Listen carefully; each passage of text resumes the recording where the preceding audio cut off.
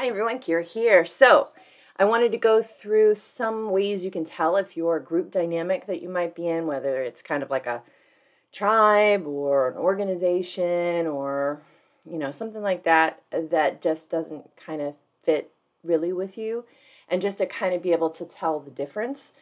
And the first one is running behavior. So every time you go into this group dynamic, they are always drinking, always, doing things that are kind of taking them out of their kind of present moment reality.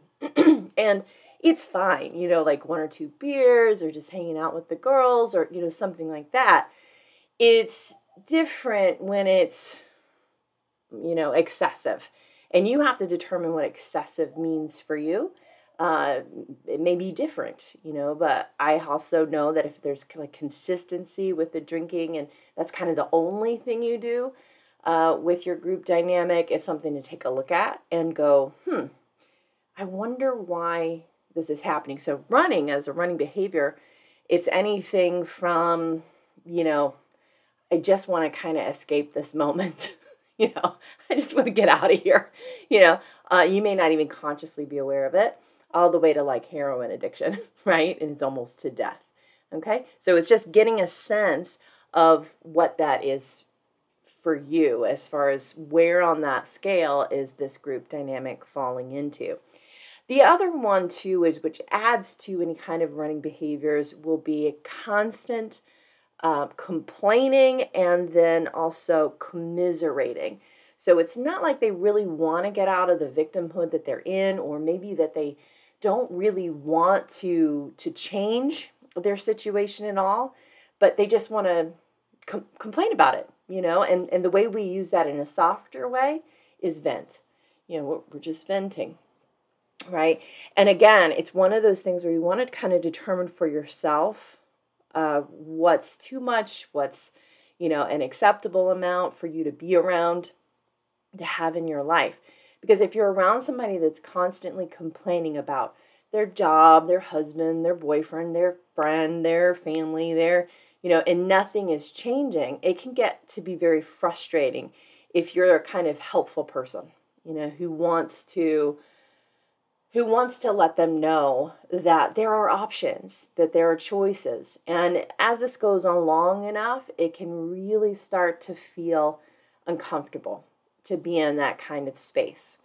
The other thing that you might notice too is that you're complaining more, engaging in this conversation. As we know from the work that Abraham has done, we want to be stewards of our vibration, so we want to be very conscious and aware of what kinds of things we bring into our environment so that we are able to feel good, feel happy, feel at ease.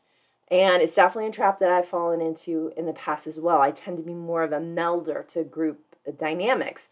No one in the group is wrong. Nobody's doing anything wrong. It's just taking a moment and going, wait a minute, is this for me? Is this where I really want to be? And that's a kind of unique personal choice, and you get to make that for yourself. You feel worse. You feel worse.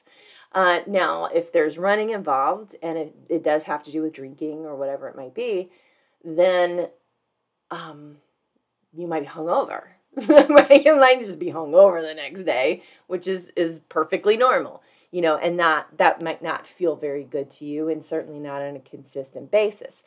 But what if the hangover is actually covering up a feeling or sense of emptiness? And it starts to grow. You just start to feel worse and worse. And one way that you can kind of test and measure this is don't drink in the group. See what happens. Or don't complain in the group and see what happens. Does the group dynamic shift? Because we can hold a dominant energy in a group dynamic on the positive level. Like it can be something that we could do to go, you know what? I hear you. I know. I get it. That person just seems like a really hard person to be around. What if they're not doing that intentionally? and presenting a different version of ideas to the group and seeing what happens. You might get attacked. You might get told all a number of things about yourself. But that doesn't mean that they're true. It's just that groupthink dynamic that can come in. Another thing that can happen, which I think is really cool, is that the energy starts to shift and more positive things come into the group as a result. If this gets to be just too much, you're allowed to leave that group. You're allowed to honor yourself and to honor your experience and to honor theirs.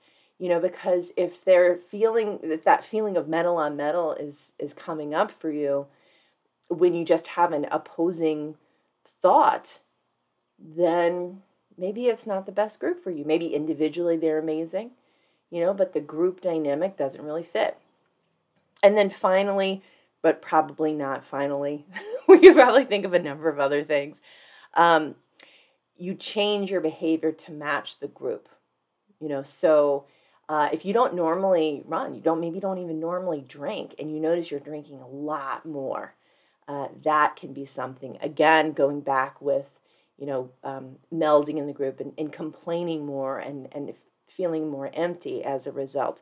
But who you are fundamentally starts to shift in an unhealthy way. Now, if you are in a group of people, supportive, loving, kind, open, that just, want for your emotional, mental health, that lift you up, that inspire you, that help you to overcome some of those limitations, where you might be complaining a lot but this group is just shifting you in a good way. I think that's different. That's a good group. And maybe that behavioral change is more positive. What I'm speaking about here is when it goes to the negative and understanding where you fall in that. Where do you hang your hat in that space? Maybe it's just limiting the interaction. Maybe it's one-on-one. Maybe it's every once in a while you get together and you just know, I'm going into this group. There's going to be complaining. There's going to be commiserating. I might even change my behavior. I might even drink more or less or, whatever. Something might shift and be different. And acknowledging that before going into it and saying, you know what, I might not feel very good tomorrow, but I'm still going to do it anyway. So playing with these ideas and making sure that you're always safe, that you're always cared for is a priority. And it should be a priority for you.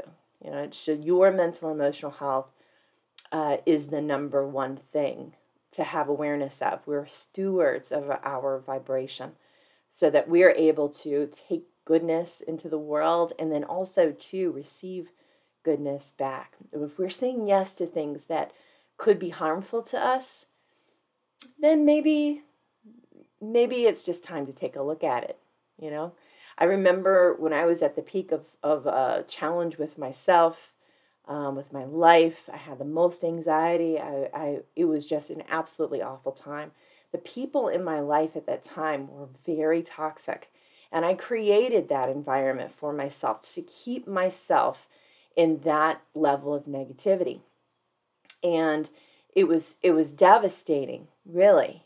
And I had to hit my own rock bottom. And once I did, I realized, and maybe learned as well, that we're the most like the people around us. And so what kind of people do I want to have around me? People who are uplifting, who are inspiring, who are loving, who are kind, or do I want boundary pushers and narcissists and gaslighters and people who have no idea about having moderation when it comes to drugs and alcohol, which is definitely that was me back in the day, and as far as being around those types of people. But once I made that shift, once I said, you know what, I'm the most important person to me. I'm the most important person to me. It began to change. And I began to have more loving, more whole, more open, more gentle conversations with people. And I fall back into it from time to time, but I recognize it and I go, well, let's do a few things to test and measure, just like some of the things I mentioned here. So I hope that was helpful. And if you are in a group that isn't matching you very well, it's okay to go. It's okay to go and allow those people to fill that vacuum that are more closely connected to your value system and to how you want to love in this world. Take care. Bye.